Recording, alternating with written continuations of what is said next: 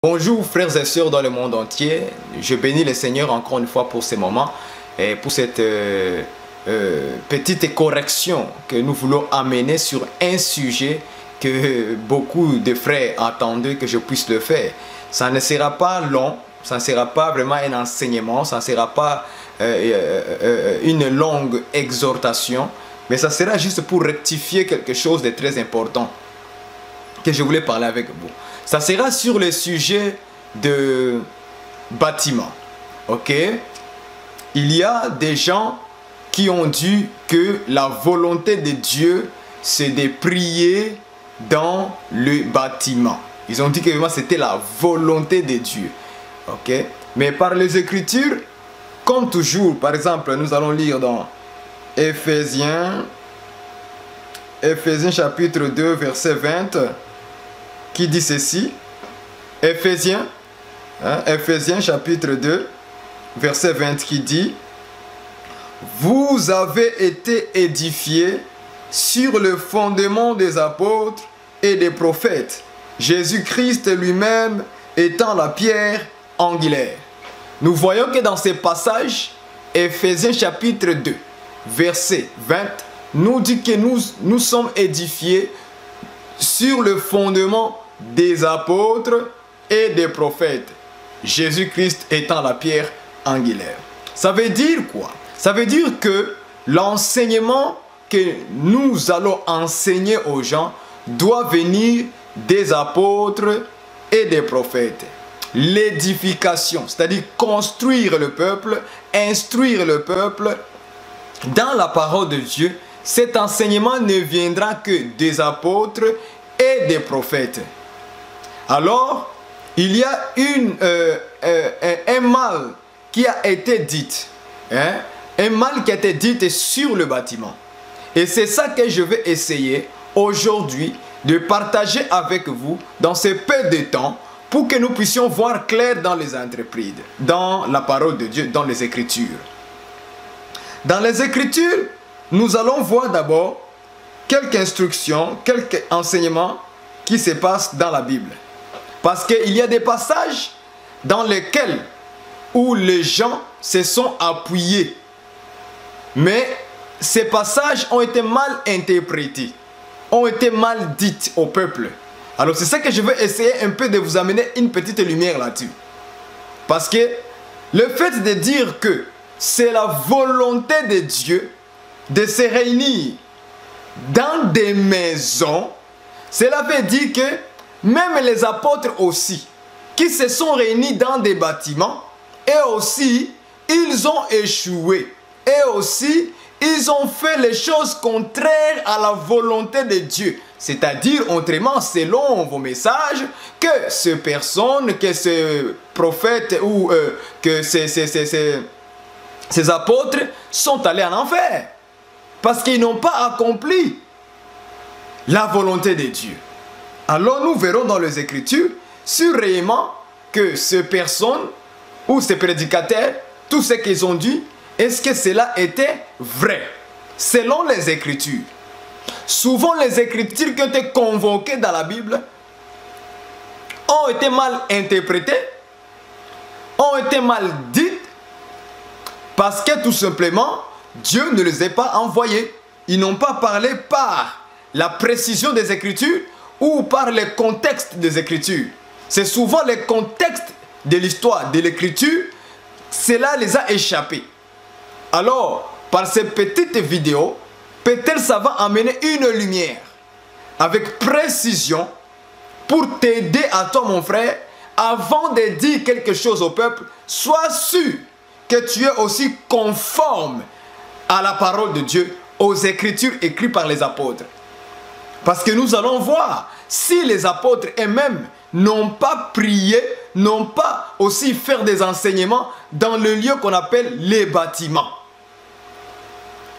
Premièrement, la question que nous nous posons, est-ce que les bâtiments et prier dans un bâtiment est un péché?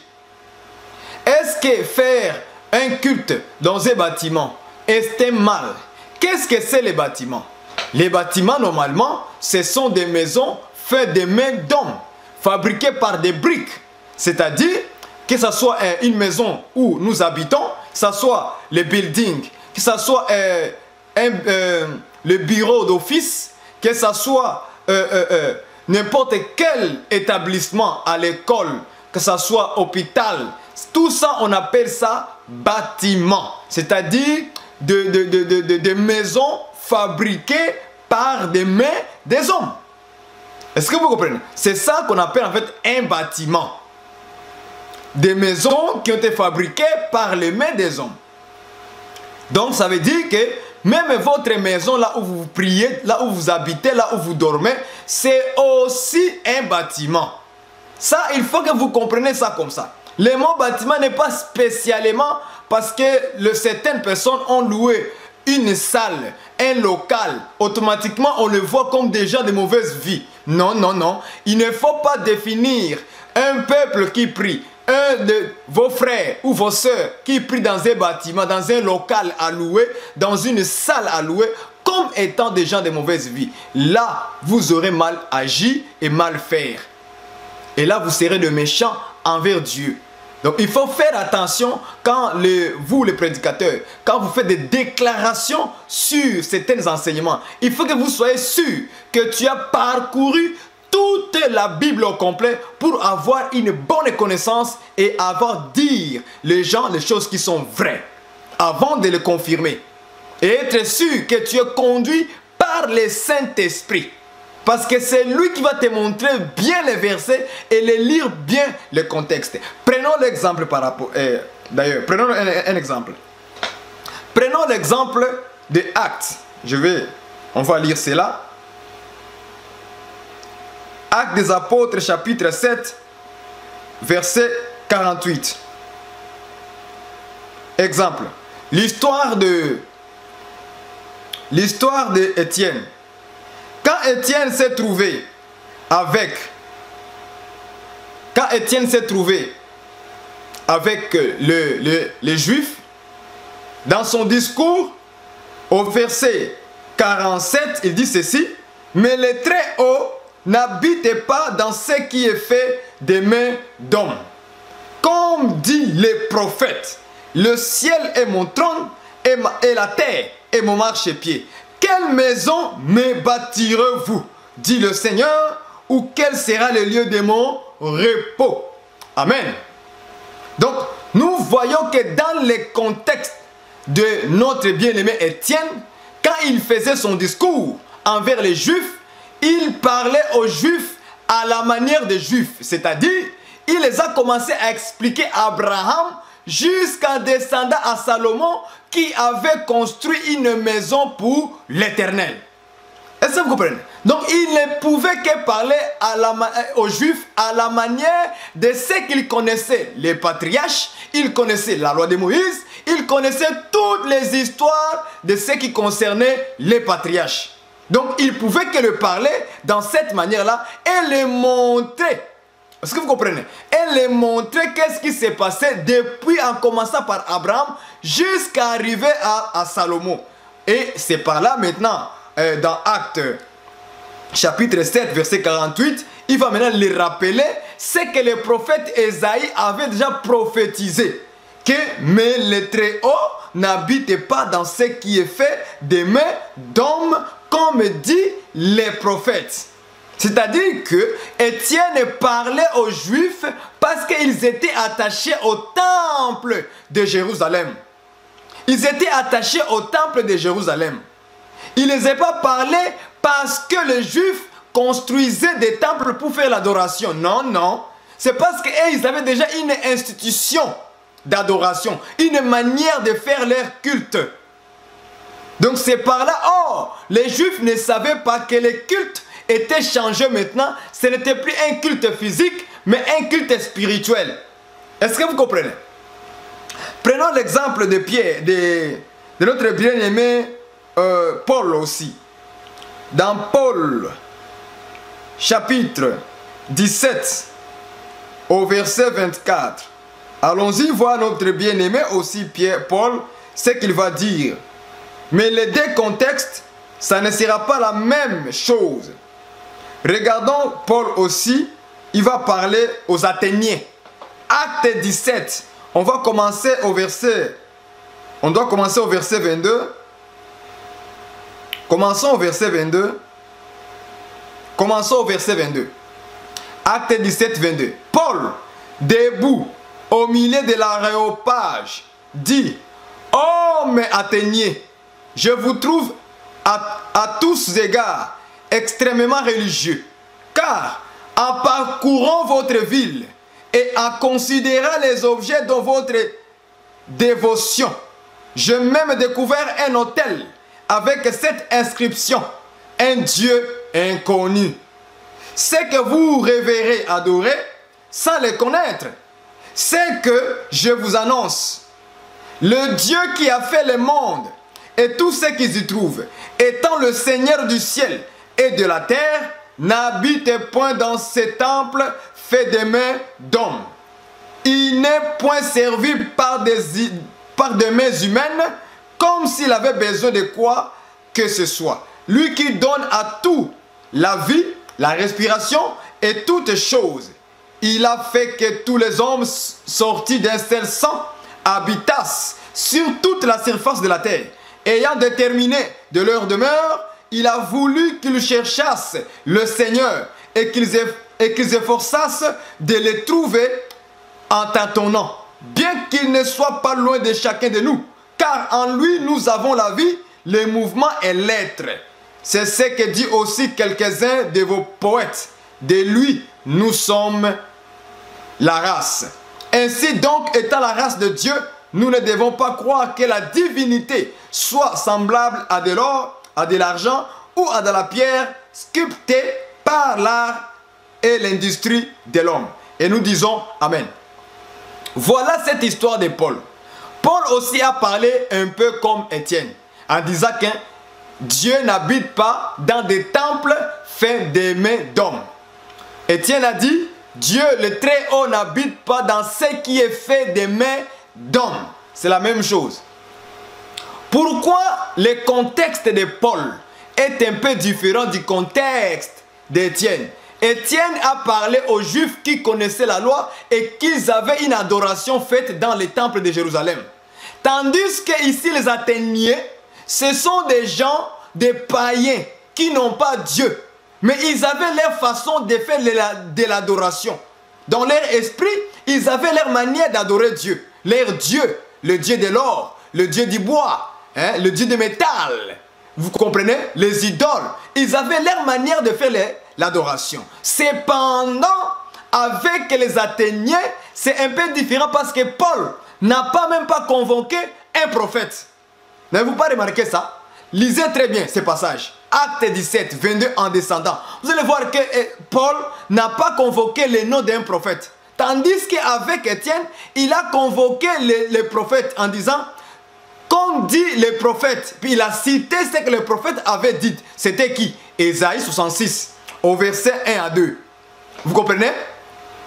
Mais avec Paul, il n'a pas convoqué un prophète. Avec Paul, il ne les a pas parlé à la manière comme tout ce qui est écrit dans le Torah. Pourquoi? Parce que les Athéniens étaient des païens. Ils ne connaissaient pas les prophètes. Ils n'avaient pas de prophètes.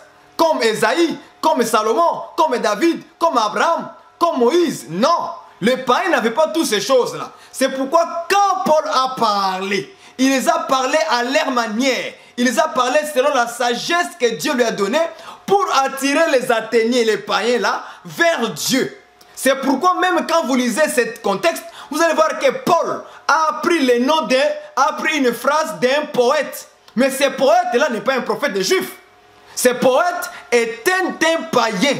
Alors Paul va utiliser une phrase qui semble être d'un bon sens pour les attirer vers Dieu. C'est pourquoi il a dit que, comme dit votre poète, en parlant des poètes des Athéniens, il a dit quoi? Que nous sommes aussi de sa race. Cette phrase-là, nous sommes aussi de sa race, ça ne vient pas de Dieu, ça vient d'un poète. Est-ce que vous comprenez? Parce que comme la phrase a du bon sens pour attirer ces Athéniens, ces païens vers Dieu, Paul veut simplement dire que nous sommes créés à l'image et à la ressemblance de Dieu. Comme la phrase là, nous sommes de sa race, ça semble aussi à la phrase biblique qui veut dire que nous sommes créés à l'image et à la ressemblance de Dieu, humainement parlant. Est-ce que vous me comprenez? C'est pourquoi les contextes de Paul et les contextes de Étienne étaient différents. Maintenant, Paul va commencer à parler, il ne les a même pas parlé des prophètes de la Bible. Même pas Esaïe, même pas Salomon. Rien du tout. Mais il les a parlé selon la sagesse que Dieu lui a accordée. C'est pourquoi, dans l'évangélisation, là je parle aux évangélistes et tous ceux qui évangélisent. Je parle ainsi. Écoutez, quand vous allez parler aux païens, ayez la sagesse de Dieu, une bonne manière à les parler. Est-ce que vous comprenez? Parce qu'ils ne connaissent pas beaucoup les Écritures. N'allez pas parler aux païens avec la Bible, avec le verset biblique. Non, n'utilise même pas que non, Salomon a dit, David a dit. Non, ne parle pas comme ça à un païen. Parle-les à leur manière. C'est pourquoi Paul disait qu'avec les Juifs, je suis juif. Avec le païen, je suis païen. Pourquoi? Pas pour faire les péchés, mais quand il parlait, il prenait leur façon de voir les choses. Et il utilisait cela maintenant pour les ramener vers Dieu. C'est ça en fait, être avec les païens, je suis comme un païen. Avec les Juifs, je suis comme les Juifs. Pourquoi? Parce que les Juifs, ils connaissaient la loi. Donc pour parler aux Juifs, il faut les parler selon leurs propres lois. Avec les non-juifs, les païens, il faut les parler à la manière des Juifs. Est-ce que vous comprenez? À la manière, plutôt à la manière des païens. Pour les attirer vers Dieu. C'est pourquoi vous allez voir que dans Actes, chapitre 17, verset 22, en descendant, Paul commence à dire ceci, que j'ai regardé. C'est-à-dire qu'il a observé d'abord leur manière d'adorer, leur manière de voir les choses, et c'est par là maintenant qu'il a commencé à parler. Il dit, j'ai observé ce que vous faites comme adoration. J'ai observé votre Dieu. Et en plus, j'ai vu une inscription où on écrit qu'un Dieu est connu. Donc vous adorez un Dieu que vous ne connaissez pas. C'est par là maintenant qu'il a commencé son discours. Est-ce que vous me comprenez? On doit avoir beaucoup de sagesse avant de prêcher. Beaucoup de sagesse avant de parler aux gens. Il faut d'abord les écouter et apprenez à prendre les connaissances pour l'utiliser en fait de l'attirer vers Dieu. Jusque-là, est-ce que vous me comprenez? C'est très très très important. Donc nous voyons que les contextes de Paul et les contextes Étienne étaient des choses différentes.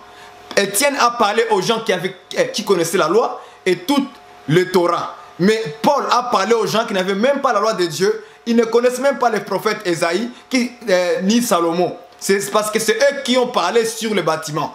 Parce que quand Étienne a pris, il a dit que Dieu, le Très-Haut, n'habite pas dans ce qui est fait de main d'homme. Là, il faisait allusion à quoi? Au temple de Jérusalem. Est-ce que vous comprenez? Mais quand Paul a parlé aux Athéniens, c'était par rapport à quoi? C'était par rapport à leur faux dieu, au dieu de l'or, de l'argent, du bois. Par rapport à leur temple physique, parce que les Athéniens pensaient dans leur tête que Dieu était dans leur temple qu'ils ont construit là, des mains d'hommes. Est-ce que vous comprenez maintenant les deux contextes différents?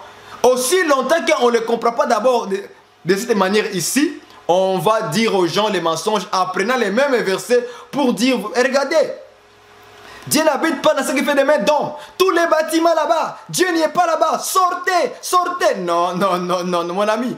Moi, je dirais, restez, restez, jusqu'à ce que Dieu va t'ouvrir les yeux pour sortir là où il y a des mauvaises pratiques. Est-ce que c'est un bâtiment qui est mauvais? Ce n'est pas les bâtiments qui est mauvais.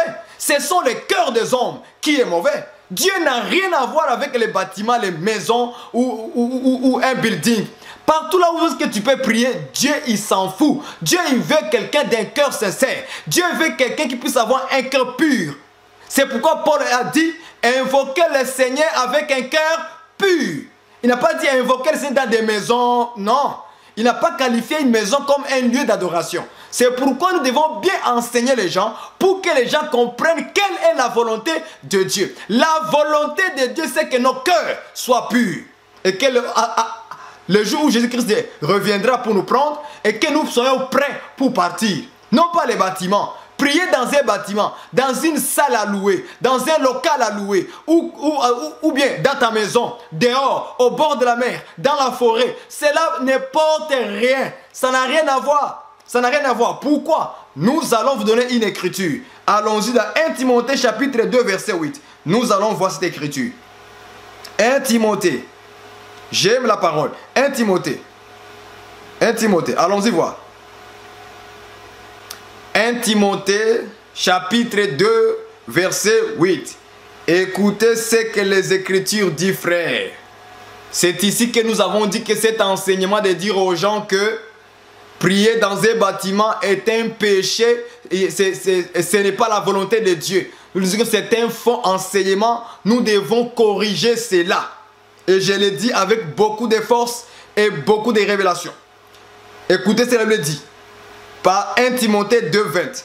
Je veux donc que les hommes prient en tout lieu, en élevant de mains pures, sans colère ni mauvaise pensée.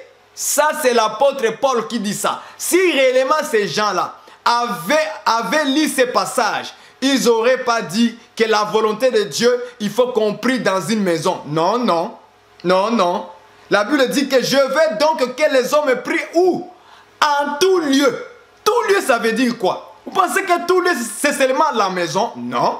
Tout lieu veut dire, tout simplement dire, ça peut être dans un local à louer, une salle à louer, ça peut être au bord de la mer, ça peut être dehors, ça peut être au parc, ça peut être dans votre maison, ça peut être dans un building, ça peut être dans votre voiture, ça peut être dans le métro, ça peut être dans le tramway, ça peut être dans l'avion.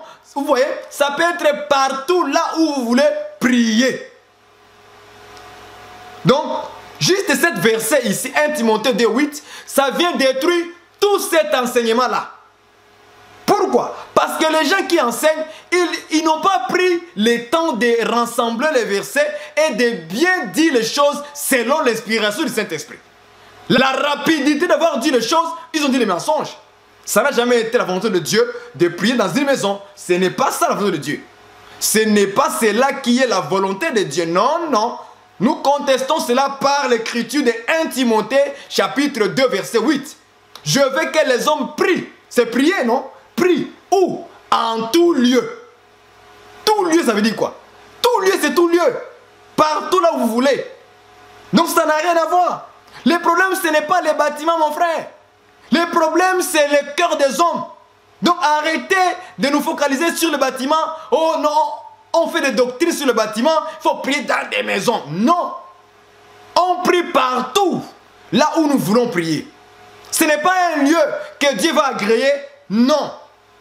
C'est le cœur disposé à la prière qui est très important.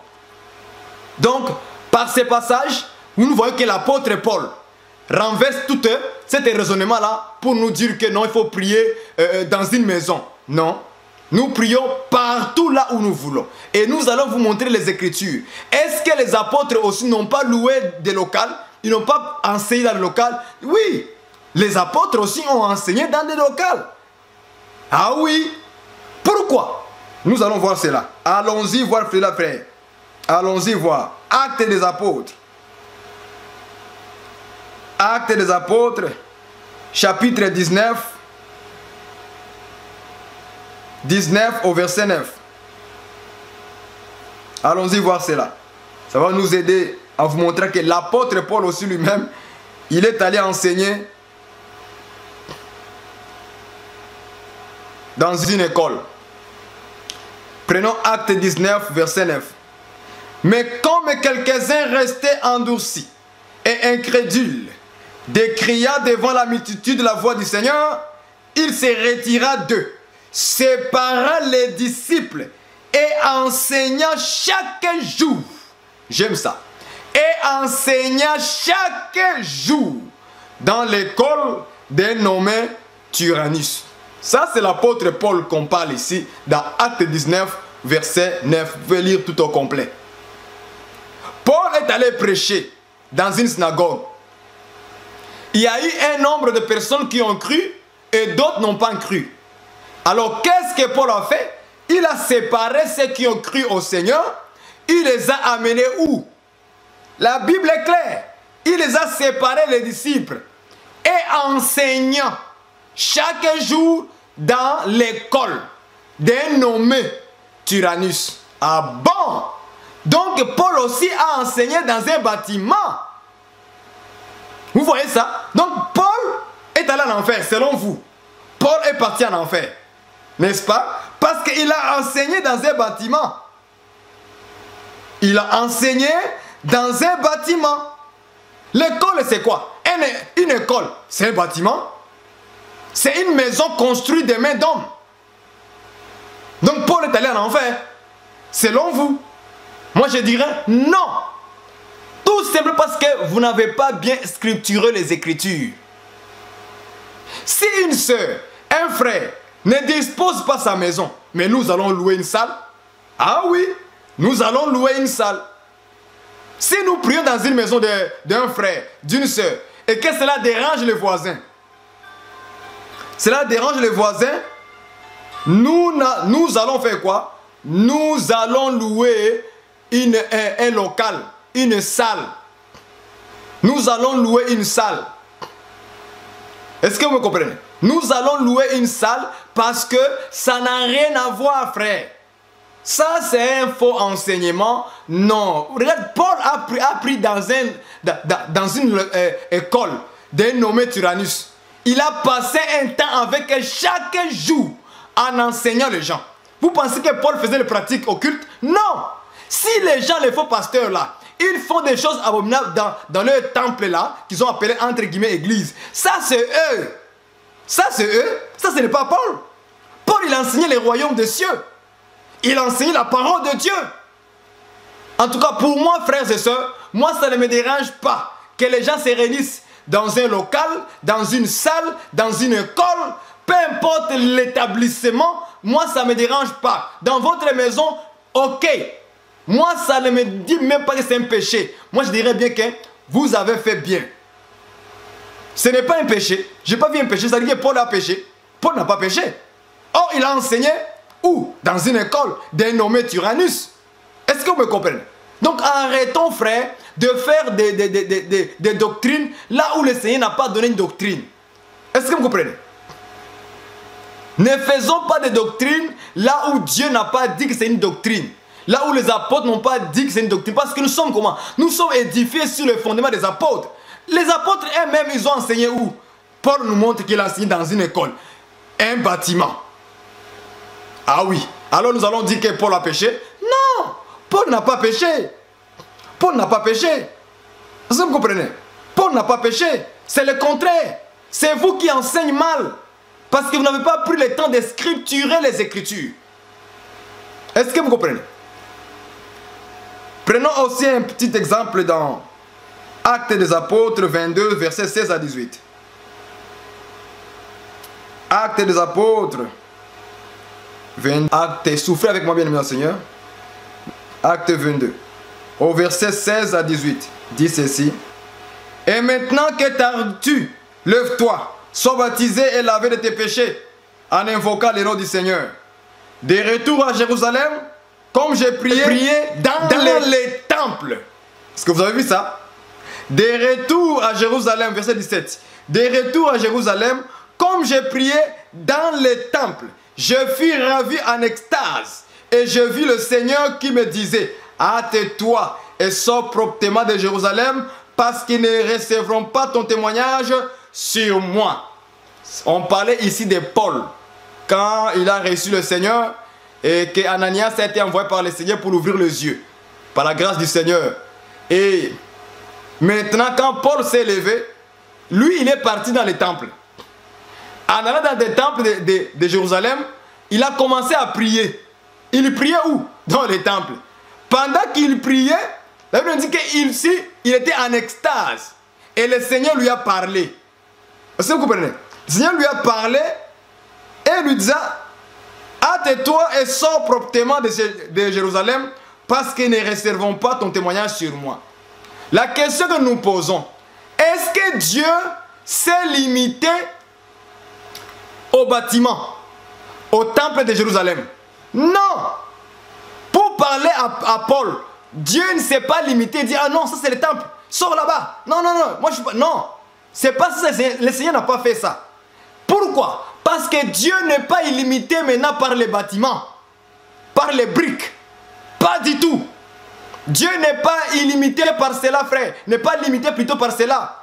il n'est pas limité par cela. Ce n'est pas un bâtiment qui va bloquer Dieu de ne pas te visiter, ou bien nous visiter. Pas du tout. Dieu nous visitera toujours, même si vous louez une salle, un local à louer, une école.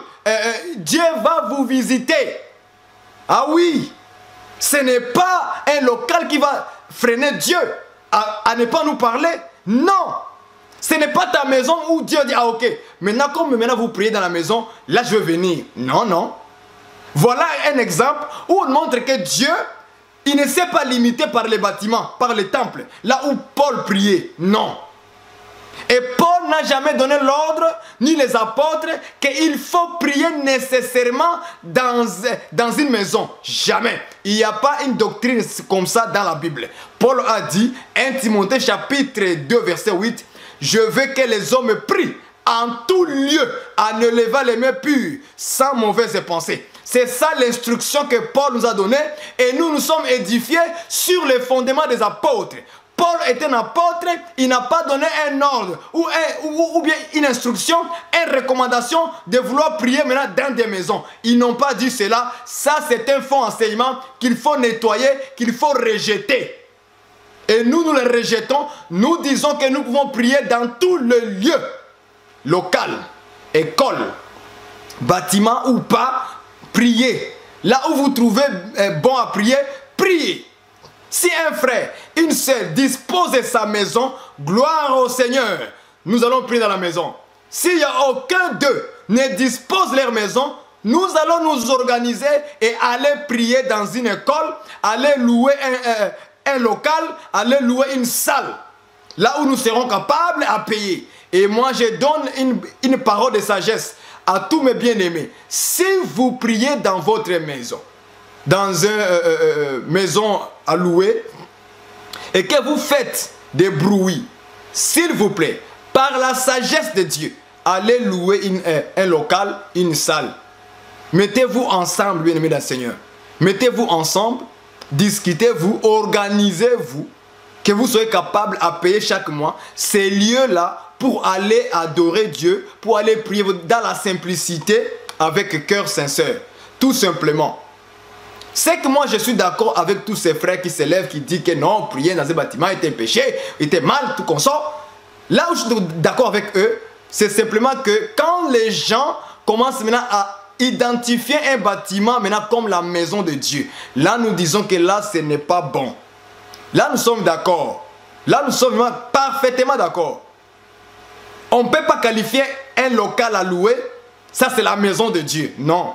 Pourquoi? Parce que Dieu n'habite plus dans ce qui est fait des mains d'hommes. Là nous sommes d'accord. Dieu habite où? Dieu habite en nous. Mais cela ne veut pas dire qu'on ne peut pas louer un local, un bâtiment. Non, on peut louer un local, une salle à louer. Mais nous, par la connaissance que nous avons déjà, que ici, quand nous allons partir après notre culte, après la prière, nous partons avec notre Dieu en nous. Parce que nous sommes maintenant les temples du Saint-Esprit. Dieu habite maintenant en nous. Est-ce que vous comprenez? Donc Dieu n'habite plus dans un temple de Jérusalem. Non. Là, nous sommes d'accord avec vous que nous ne devons pas qualifier un bâtiment, un local, une salle comme étant la maison de Dieu parce que les apôtres non plus n'ont pas enseigné cela. Là, nous sommes d'accord, mais sinon, prier dans un bâtiment, un local à louer, une salle, ce n'est pas un péché. Ce n'est pas un péché. D'ailleurs, nous, bientôt, on va louer un local parce que à cause des voisins. On ne veut pas déranger les voisins et les gens aussi commencent à se sentir mal à l'aise à cause de la police. On n'a pas le choix, on s'organise. Bientôt, on aura un local dans la simplicité, sans inventer des choses dedans. Nous allons prier dans la simplicité, comme si on était dans une maison d'un frère, d'une sœur. Est-ce que vous comprenez? On sera simple. Pas d'extravagance. Ok? On sera simple. On ne va pas créer des choses. Non, on sera simple. Donc, faites aussi de même. Au lieu de déranger les voisins, louer un local, enseignez les paroles du royaume. Tout simplement dans la vérité. Sans aller à gauche ni à droite. Donc, frères et sœurs, bien-aimés dans le Seigneur, c'était juste pour vous rappeler cela par rapport aux gens qui nous posent des questions pour nous dire que ce qui est prié dans un bâtiment est un péché. Est-ce que c'est mauvais? Nous disons que ce n'est pas mauvais. Parce que le bâtiment n'a rien à voir. Dieu n'a pas dit que le bâtiment a péché. C'est les hommes qui pêchent contre Dieu. c'est les hommes qui ont le cœur dur contre Dieu. C'est les hommes qui n'aiment pas la parole de Dieu. Donc ça n'a rien absolument à voir dans ce cadre-là. Corriger cet enseignement-là, de dire aux gens que la volonté de Dieu, c'est de prier dans une maison. Nous disons que c'est un faux enseignement. Il faut nettoyer parce que pourquoi? Nous avons vu que Paul aussi a enseigné dans une école. Une école, c'est un bâtiment construit des mains des hommes, mais il a enseigné là-bas. Donc nous aussi, on peut le faire. Ce n'est pas un péché. Ok, ce n'est pas un péché. Louer une salle, un local, là où vous pouvez faire votre louange, adoration dans la simplicité, ce n'est pas un péché, mais c'est le temps du cœur qui doit être bien disposé pour glorifier le Seigneur. Que Dieu vous bénisse tous qui ont entendu cela. Et s'il y a des questions par rapport à cela, appelez-nous. Nous sommes là, disposés pour partager avec les frères maintenant la bonne doctrine. Là où Jésus n'a pas donné une doctrine, ne donnez pas doctrine. Là où les apôtres n'ont pas donné une doctrine, ne donnez pas une doctrine. Ok, il y a des choses dans la Bible que ça n'a rien à voir avec une doctrine. Ok, c'est juste une mauvaise compréhension des gens qui ont enseigné avant nous. Mais par la grâce du Seigneur, Dieu aujourd'hui maintenant, il est en train de nous ramener dans la bonne voie pour rectifier certaines choses, pour corriger certaines choses que les gens ont dit par la rapidité de vouloir enseigner. Que Dieu vous bénisse. Et tout cela parce que, pourquoi? Parce que les gens ont mal compris. Par exemple, la phrase dans la Bible qui dit que « Salue l'église qui est dans sa maison ». On n'a pas dit l'église des maisons, mais on a dit l'église qui est dans sa maison. Cette phrase-là, ces mots-là est très important. Parce que la Bible n'a pas dit l'église des maisons. Non, il a dit l'église qui est dans sa maison. Par exemple, Philémon, Jésus a dit, Paul a dit que l'église qui est salie, l'église qui est dans sa maison. C'est-à-dire que c'est l'ensemble, l'église, les hommes, les femmes et les enfants qui se retrouvaient dans la maison de Philémon. Il priait là-bas parce que Philémon avait disposé sa maison pour les croyants qui étaient avec lui. Mais si maintenant Philémon n'avait pas disposé sa maison, ils auraient prié où? Dans un local à louer. Ah oui, dans un local à louer. Parce que les apôtres aussi l'ont fait. En tout cas, que Dieu vous bénisse. Corrigeons cette manière de parler de la Bible et parlons bien après avoir scripturé les Écritures correctement sur un sujet et venir disposer cela aux gens. Que Dieu vous bénisse, qu'il vous encourage encore une fois de marcher bien dans le Seigneur, dans la fidélité, dans la parole de Dieu, loin du péché. C'est alors que nous serons victorieux parce que le Seigneur Jésus-Christ revient très bientôt. Faisons très attention parce qu'il y a tellement des enseignements qui circulent sur l'internet du n'importe quoi. Nous sommes là pour veiller car Dieu nous a établis comme les sentinelles pour veiller sur les enseignements qui circulent sur l'internet. L'internet est vraiment une poubelle. Une poubelle qui lance beaucoup de choses à la fois. Les mauvaises choses et les bonnes choses. De fausses doctrines, de faux enseignements qui sont inspirés par l'esprit des démons. Vous voyez, il faut les fuir. Parce que les gens n'ont pas pris le temps de scripturer les Écritures correctement. Donc Paul a dit dans 1 Timothée chapitre 2 verset 8, « Je veux que les hommes prient en tout lieu, en élevant les mains pures et sans mauvaise pensée. » Que Dieu vous bénisse. Amen.